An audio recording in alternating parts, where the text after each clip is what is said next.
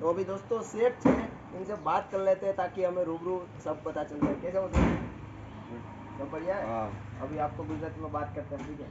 तो सर આપણી પાસે કઈ કઈ વસ્તુ અવેલેબલ છે? મરીન પ્લાય છે, પછી હોલ પ્લાય છે, ફ્લોરિંગનું લાકડું, અચ્છા, ટીપુડનું લાકડું છે, દરેક જાતનું લાકડું તમને ઓરિજિનલ શીપનું અહીંયાથી મળી જાય. મળી જાય. અને આ ગાડી લોડ કરી દીધી છે. આ ગાડી સુરત જાય છે. આ ગાડી સુરત જાય છે મિત્રો. સુરતમાં આ ગાડી અત્યારે શેઠે લોડ કરી છે અને જાય છે.